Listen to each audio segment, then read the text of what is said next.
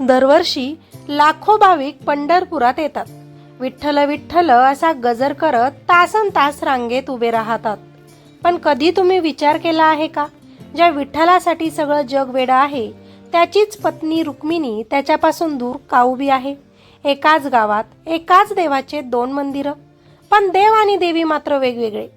हा फक्त देवी रुक्मिणीचा रुसवा आहे की यामागे दडलं आहे एक मोठं रहस्य?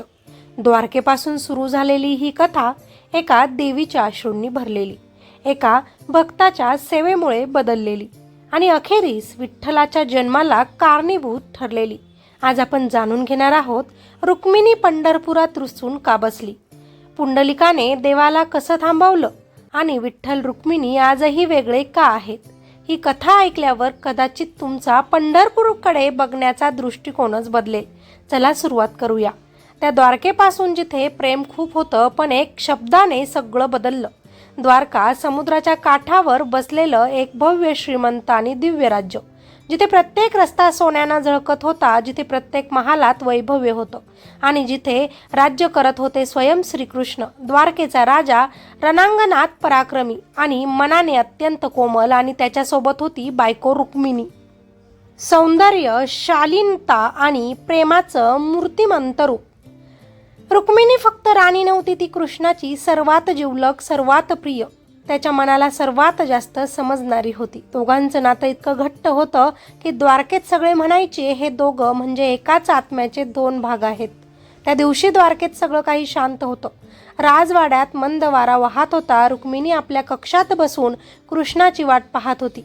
तिच्या चेहऱ्यावर हलकीशी स्मितरेषा होती, कारण तिला माहिती होतं कृष्ण येईल आणि काहीतरी नवीन बोलेल. थोड्याच वेळात कृष्ण हसत हसत आत आला.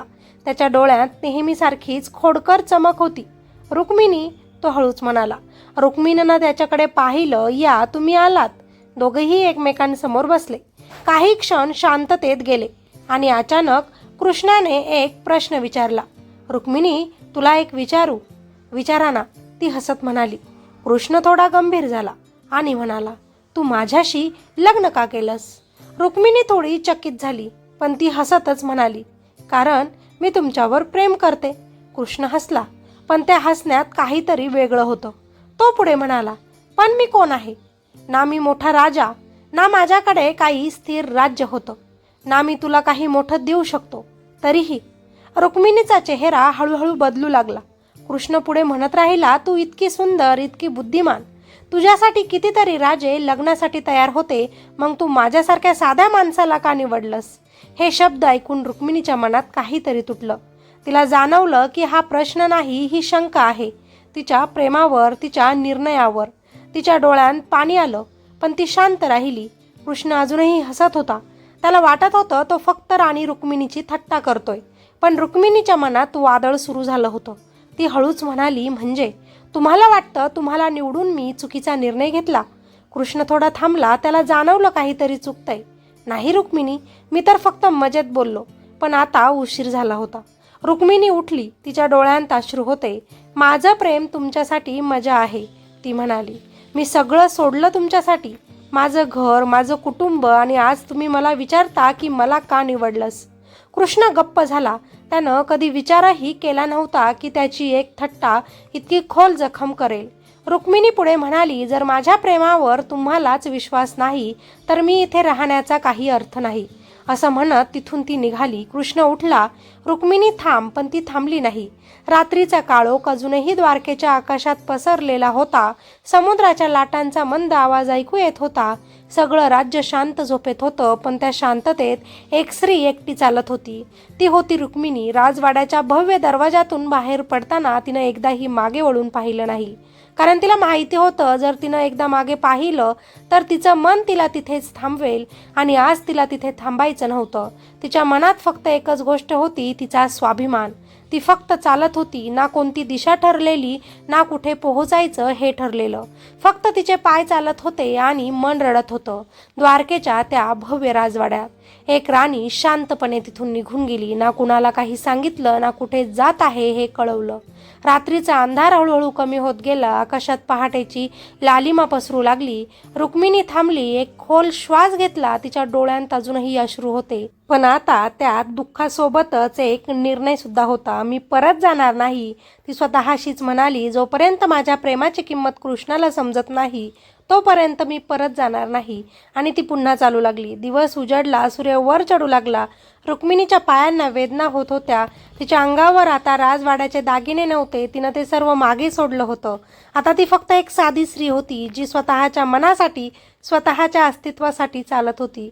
रस्त्यात तिला काही लोक भेटले. कोणीतरी पाणी दिलं, कोणीतरी विचारलं की कुठे चाललात, पण ती फक्त हसली आणि पुढे निघून गेली. कारण तिला कुठे जायचं आहे हे तिलाही माहिती नव्हतं, पण तिच्या पावलांना जणू काही एक दिशा मिळाली होती. दिवस गेले, रात्री गेल्या. रुक्मिणी चालतच राहिली. कधी जंगलांतून, कधी डोंगरांतून, कधी ओसाड रस्त्यावरून. तिचं शरीर थकत होतं, पण तिचं मन अजूनही ठाम होतं.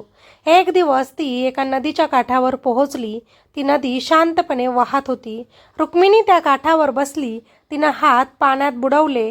त्या थंड पाण्यानं तिच्या मनाला थोडासा दिलासा दिला. ती स्वतःशीच पुटपुटली की हे देवा, मी काय चुकीचं केलं.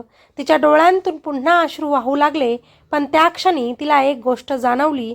कदाचित हा प्रवास फक्त दुःखाचा नाही, कदाचित यामागे काहीतरी मोठं कारण आहे. ती उठली आणि पुन्हा चालू लागली. हळूहळू ती एका हिरव्यागार प्रदेशात पोहोचली. आजूबाजूला झाडं, शांत वातावरण आणि एक वेगळीच ऊर्जा. तो प्रदेश होता दिंडी रवन. आज ज्या ठिकाणी पंढरपूर आहे त्याच परिसरातला तो भाग. रुक्मिणी तिथे थांबली. तिला अचानक एक शांतता जाणवली, जणू तिच्या मनातलं वादळ थोडं कमी झालं. ती एका झाडाखाली बसली. पहिल्यांदाच तिला वाटलं मी योग्य ठिकाणी आले आहे. तिनं डोळे बंद केले आणि अनेक दिवसांनंतर तिला थोडीशी शांती मिळाली. दिवस गेले. रुक्मिणी आता तिथेच राहू लागली.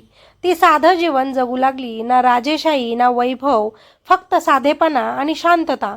लोकांनी तिला पाहिलं. कोणीतरी विचारलं की तुम्ही कोण. ती फक्त हसली. तिनं कधीच सांगितलं नाही की ती द्वारकेची राणी आहे, कारण आता तिला त्या ओळखीची गरज नव्हती. ती स्वतःला शोधत होती आणि त्या शोधात तिला एक नवीन शक्ती मिळत होती.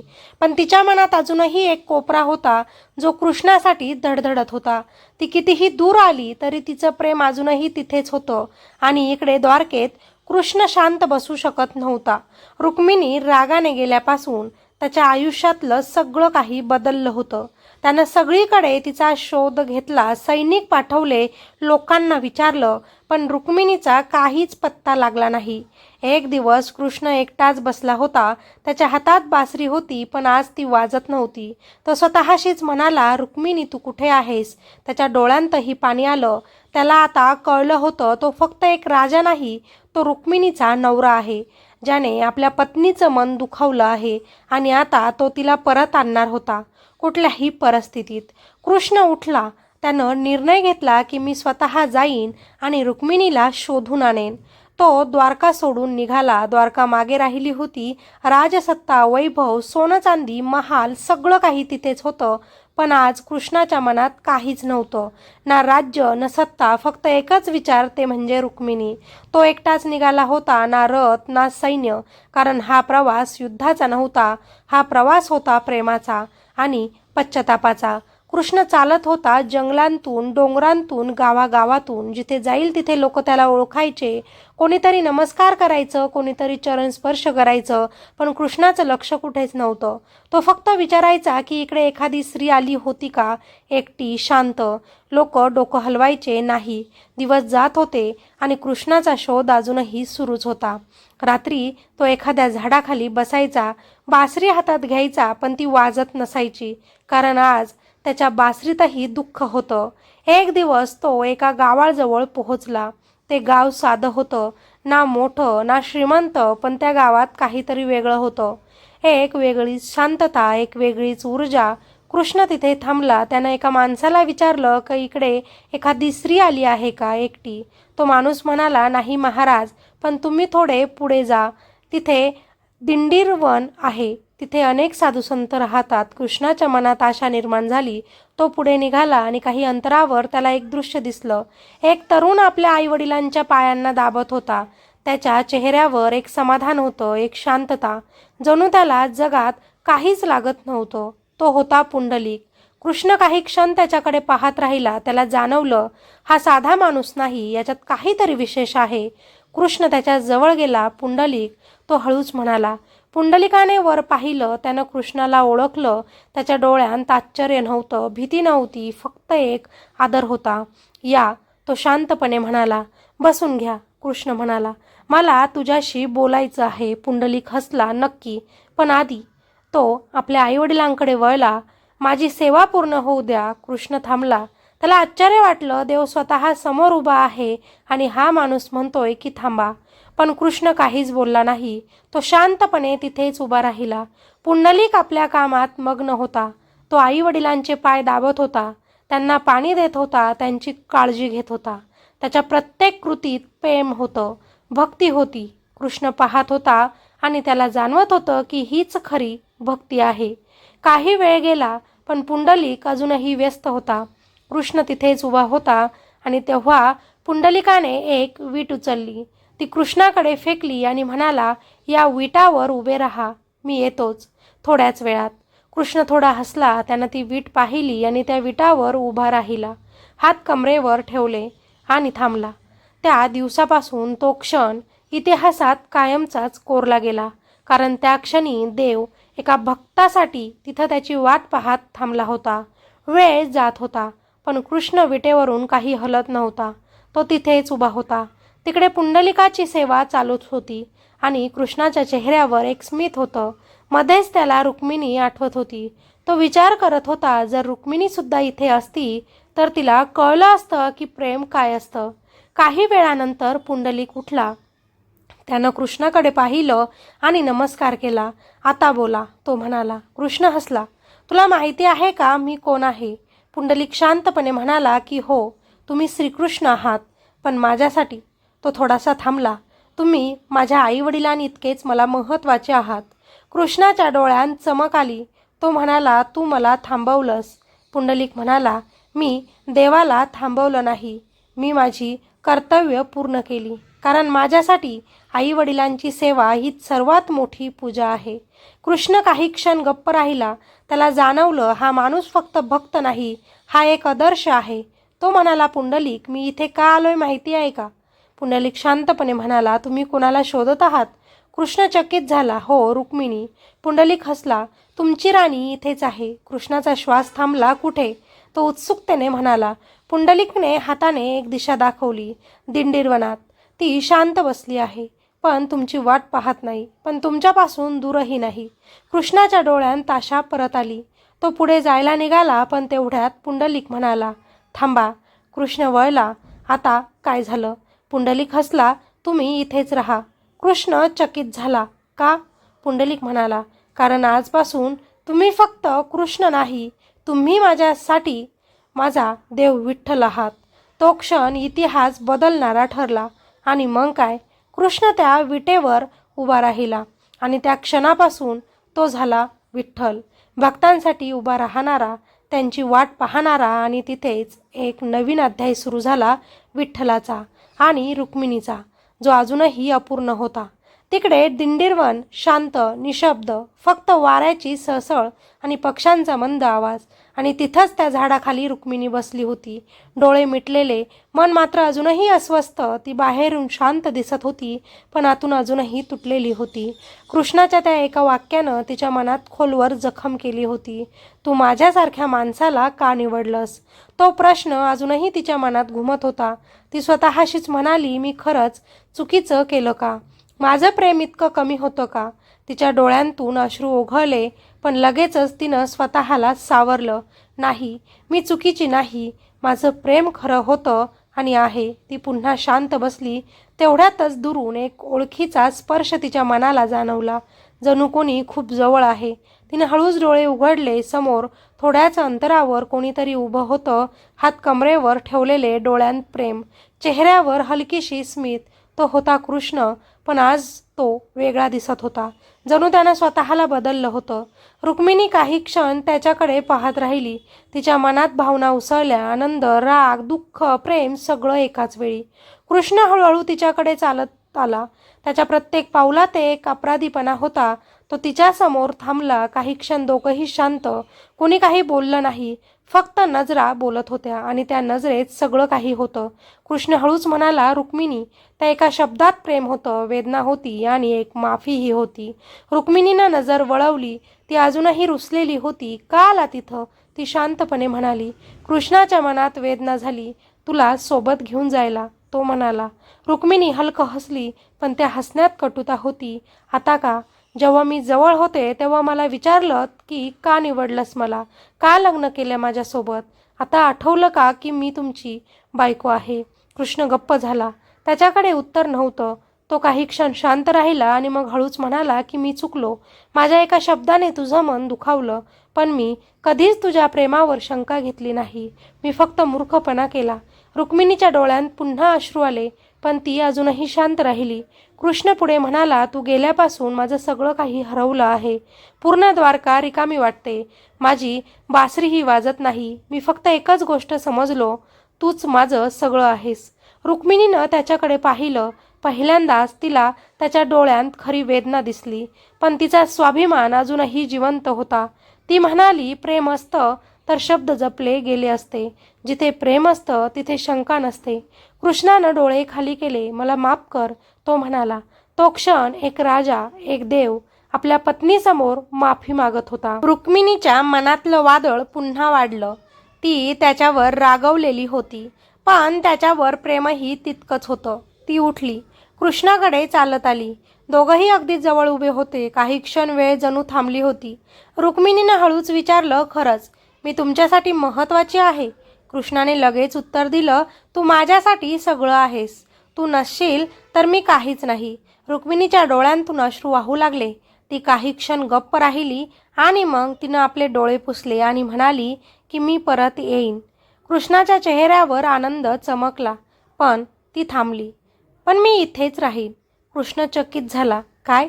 रुक्मिणी शांतपणे म्हणाली, मी परत येईन, पण द्वारकेत नाही, इथे, याच भूमीत, जिथे मला स्वतःची ओळख मिळाली, जिथे मला समजलं मी फक्त कोणाची पत्नी नाही, मी स्वतःही काहीतरी आहे. कृष्ण काही क्षण गप्प राहिला. त्याला तिचा निर्णय समजला. तो हसला. जसं तुला हवं तसं, तो म्हणाला. मीही आता इथेच राहीन, तुझ्याजवळ, पण तुझ्या मर्यादांचा आदर करून. आणि त्या क्षणापासून दिंडीरवनात दोन शक्ती स्थिर झाल्या. एक विठ्ठल जो भक्तांसाठी उभा राहिला आणि दुसरी रुक्मिणी जी स्वाभिमानाचं प्रतीक बनली. दोघंही जवळ होते, पण वेगळे. प्रेम होतं, पण अंतरही होतं. आणि त्या अंतरातच एक मोठा संदेश दडला होता की प्रेमात एकत्र राहणं महत्त्वाचं नाही, तर एकमेकांचा आदर करणं महत्त्वाचं आहे. आणि म्हणूनच आजही पंढरपुरात विठ्ठल आणि रुक्मिणी वेगवेगळ्या मंदिरात आहेत, पण भक्तांच्या मनात ते नेहमी एकत्रच आहेत. दिंडीरवन जिथे एकदा शांतता होती, जिथे रुक्मिणीने स्वतःला शोधलं, जिथे कृष्ण विठ्ठल म्हणून उभा राहिला, त्या भूमीनं आता एक नवीन रूप धारण केलं होतं. ती फक्त एक जागा नव्हती, ती बनली होती श्रद्धेचं केंद्र. काळ पुढे सरकत गेला, वर्ष उलटत गेली आणि हळूहळू त्या ठिकाणी लोक येऊ लागले. कोणीतरी मनोकामना घेऊन, कोणीतरी दुःख घेऊन, कोणीतरी फक्त देवाला पाहण्यासाठी.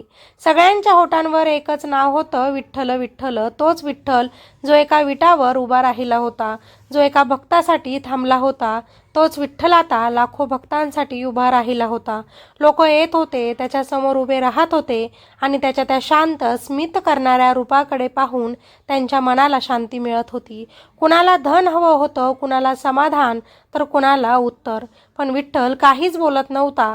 तो फक्त उभा होता, हात कमरेवर ठेवून, जणू सांगत होता की मी आहे, तू फक्त ये, तुझं दुःख सांग, मी ते दूर करेल.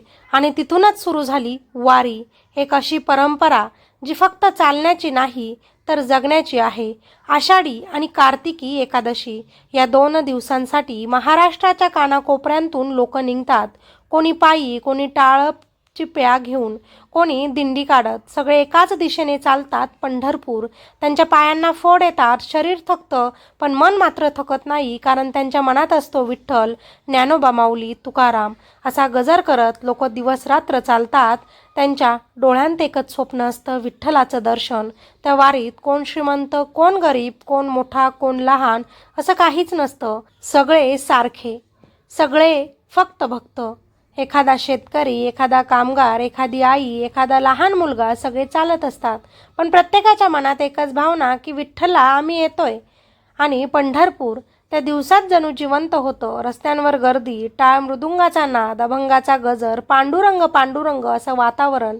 जणू स्वर्ग पृथ्वीवर उतरलं आहे. लोक विठ्ठलाच्या मंदिरात रांगेत उभे राहतात तासनतास, फक्त एक क्षणासाठी, त्या काळ्या पाषाणाच्या मूर्तीला पाहण्यासाठी. आणि जेव्हा त्यांना दर्शन मिळतं तेव्हा त्यांच्या डोळ्यांत अश्रू येतात, कारण त्यांना तिथे फक्त देव दिसत नाही, त्यांना तिथे दिसतो एक मित्र, एक बाप, एक आधार, देव, विठ्ठल. आणि त्या सगळ्या भक्तीत एक गोष्ट कायम असते, पुंडलिक. तो साधा भक्त, ज्यानं देवाला तिथं थांबवलं, ज्याने दाखवून दिलं की आईवडिलांची सेवा हीच खरी पूजा आहे. आजही पंढरपुरात लोक विठ्ठलाचं दर्शन घेतात, पण त्याआधी पुंडलिकाचं नाव घेतात, कारण त्याच्याशिवाय विठ्ठल नाही. आणि त्या भक्तीत रुक्मिणीही आहे, जी जरी वेगळ्या मंदिरात असली तरी भक्त तिला विसरत नाहीत.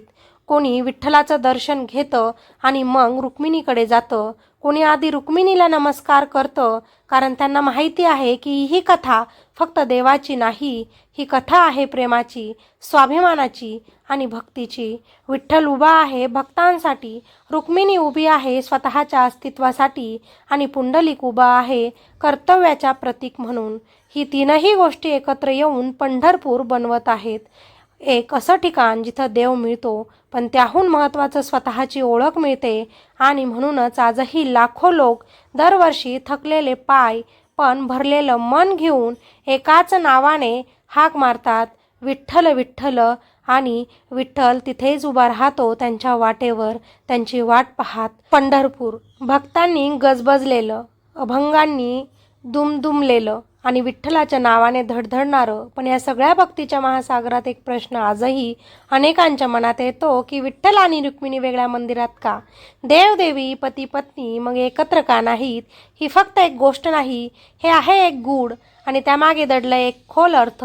कथा तिथून सुरू होते जिथे रुक्मिणी दिंडीरवनात येऊन स्थिरावली होती, स्वतःच्या मनाला शांत करण्यासाठी, स्वतःचं अस्तित्व शोधण्यासाठी. आणि तिथेच कृष्ण आला तिला परत घेण्यासाठी. तो तिच्या समोर उभा राहिला, त्याच्या डोळ्यांत प्रेम होतं, समजूत होती. पण रुक्मिणी ती अजूनही शांत होती, ती रागावलेली नव्हती, पण ती ठाम होती. तिनं कृष्णाकडे पाहिलं आणि हळू आवाजात म्हणाली की मी तुझ्यावर खूप प्रेम करते, पण मला माझं अस्तित्वही तितकंच महत्त्वाचं आहे. हे शब्द साधे होते, पण त्यात एक स्त्रीचं संपूर्ण विश्व दडलं होतं. रुक्मिणी फक्त एक पत्नी नव्हती, ती एक राणी होती, एक व्यक्ती होती जिला स्वतःचा सन्मान जपायचा होता. कृष्ण तिचं म्हणणं समजून घेत होता. तो देव होता, पण त्या क्षणी तो फक्त एक पती होता, ज्याला आपल्या प्रिय व्यक्तीचा रुसवा समजून घ्यायचा होता. तो म्हणाला, रुक्मिणी तू बरोबर आहेस, प्रेमात स्वातंत्र्य असायलाच हवं. आणि त्याच क्षणी एक मोठा निर्णय घेतला गेला. ते दोघंही एकत्र असूनही वेगळं राहणार होते. हे वेगळं राहणं दूर जाणं नव्हतं, हे होतं एकमेकांच्या अस्तित्वाचा सन्मान. आणि म्हणूनच पंढरपुरात विठ्ठलाचं मंदिर आहे आणि थोड्याच अंतरावर रुक्मिणीचं मंदिर. दोघंही जवळ आहेत पण स्वतंत्र आहेत. जणू सांगत आहेत, प्रेम म्हणजे फक्त एकत्र राहणं नाही, प्रेम म्हणजे समजून घेणं. पण यामागे अजून एक गूढ आहे, पुंडलिक, तो भक्त ज्यानं विठ्ठलाला तिथं थांबवलं. तोच या सगळ्या कथेतला केंद्रबिंदू आहे. कारण जेव्हा कृष्ण रुक्मिणीला शोधत आला तेव्हा तो आधी पुंडलिकाकडे गेला आणि त्या क्षणी भक्तीनं देवाला थांबवलं. रुक्मिणी थांबली होती स्वाभिमानासाठी, कृष्ण थांबला भक्तीसाठी. ही दोन्हीही थांबणं एकाच ठिकाणी घडलं आणि पंढरपुरात. म्हणूनच हे ठिकाण फक्त एक तीर्थक्षेत्र नाही, हे आहे भावनांचं संगम. विठ्ठलाचं रूप हात कमरेवर विटावर उभा, हे फक्त एक मूर्ती नाही, हे आहे प्रतीक, एका प्रतीक्षेचं. तो आजही उभा आहे, जणू कोणाची वाट पाहतोय, भक्तांची, रुक्मिणीची की आपल्या स्वतःच्या पूर्णत्वाची. आणि रुक्मिणी ती तिच्या मंदिरात आहे, शांत स्थिर जणू ध्यानात. ती रुसलेली नाही, ती पूर्ण आहे. तिनं स्वतःला स्वीकारलं आहे आणि म्हणूनच ती वेगळी आहे. भक्त जेव्हा पंढरपुरात येतात तेव्हा ते फक्त विठ्ठलाचं दर्शन घेत नाहीत, ते रुक्मिणीकडेही जातात. कारण त्यांना माहिती आहे की ही कथा अपूर्ण आहे. जोपर्यंत दोघांनाही नमस्कार होत नाही तोपर्यंत दर्शन पूर्ण होत नाही. ही वेगळी मंदिरं आपल्याला एक मोठा संदेश देतात की आजच्या काळातही जिथे नात्यांमध्ये अपेक्षा आहेत, अहंकार आहे, तिथे ही कथा सांगते की प्रेमात सन्मान हवा आणि सन्मानात प्रेम. विठ्ठल आणि रुक्मिणी ते एकमेकांपासून दूर नाहीत, ते वेगळे नाहीत, ते एकमेकांच्या मनात आहेत. फक्त त्यांच्या जागा वेगवेगळ्या आहेत. जणू सांगत आहेत की एकत्र राहणं महत्त्वाचं नाही, एकमेकांना समजून घेणं खूप महत्त्वाचं आहे. आणि म्हणूनच पंढरपूर आजही जिवंत आहे. कारण तिथे फक्त देव नाही, तिथे भावना आहेत, तिथे प्रेम आहे, तिथे स्वाभिमान आहे, तिथे भक्ती आहे. जेव्हा एखादा भक्त विठ्ठलाच्या समोर उभा राहतो आणि मग रुक्मिणीकडे जातो तेव्हा तो फक्त दर्शन घेत नाही, तो एक धडा शिकतो, जीवनाचा, नात्यांचा आणि स्वतःचा.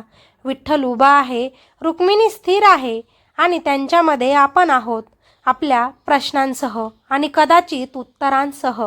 पंढरपूर, तोच गजर, तोच विठ्ठल, तीच रुक्मिणी आणि तेच आपले प्रश्न. पण आता या सगळ्या कथेकडे पाहण्याचा आपला दृष्टिकोन बदलला आहे.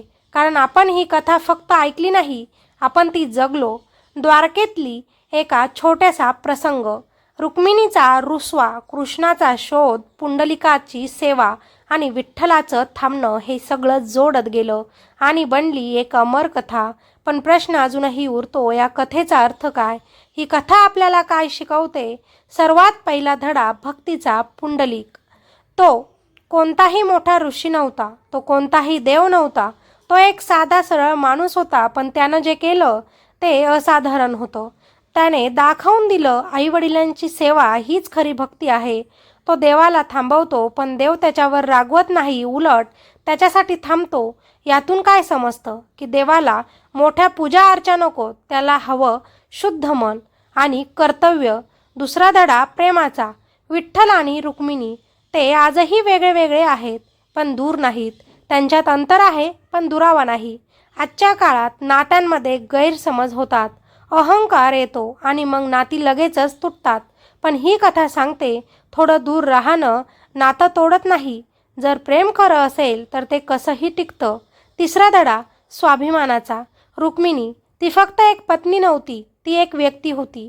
तिनं स्वतःचा सन्मान जपला. ती रुसली पण ती चुकीची नव्हती, कारण स्वतःच्या भावनांना महत्त्व देणं ही चूक नाही.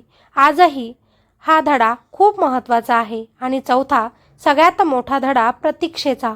विठ्ठल तो आजही उभा आहे, हात कमरेवर ठेवून तो थांबला आहे. पुंडलिकासाठी, भक्तांसाठी आणि कदाचित आपल्यासाठी सुद्धा.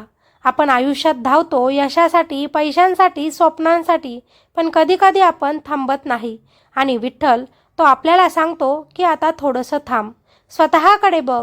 पंढरपूर ही फक्त एक जागा नाही, ही एक भावना आहे आणि एक अनुभव आहे, जिथे भक्ती आहे, प्रेम आहे आणि शांतता आहे. आषाढी वारी लाखो लोक चालतात, त्यांच्या पायांना वेदना होतात, पण त्यांच्या चेहऱ्यावर नेहमी हसू असतं. का? कारण त्यांना माहिती आहे ते कुठे चालले आहेत. ते विठ्ठलाकडे चालले आहेत. आणि जेव्हा ते तिथे पोहोचतात, विठ्ठलाच्या समोर उभे राहतात, तेव्हा त्यांचा सगळा थकवा नाहीसा होतो. कारण त्या एका क्षणात त्यांना सगळं काही मिळतं, शांती, समाधान आणि एक अनामिक आनंद. आणि मग ते रुक्मिणीकडे जातात, तिला नमस्कार करतात, कारण त्यांना माहिती आहे की ही कथा इथेच पूर्ण होते. विठ्ठल, रुक्मिणी आणि पुंडलिक ही तीनही नावं फक्त इतिहास नाहीत, ही तीन शक्ती आहेत जी आजही आपल्या आयुष्यात आहेत. जेव्हा आपण आपल्या आईवडिलांची सेवा करतो तेव्हा पुंडलिक आपल्या आत जागा होतो.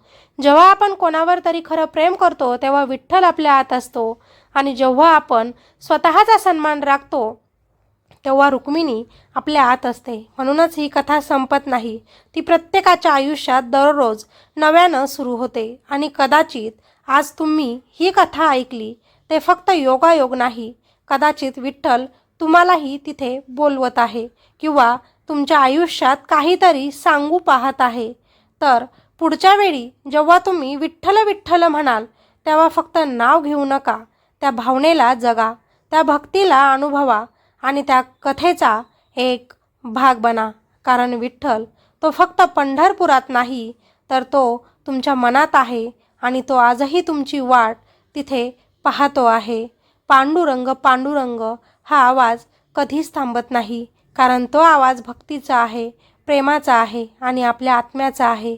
पंढरपुरातील त्या विठ्ठलाचे तुम्हीही भक्त असाल तर विठ्ठल विठ्ठल जय हरी कॉमेंटमध्ये लिहायचं अजिबात विसरू नका.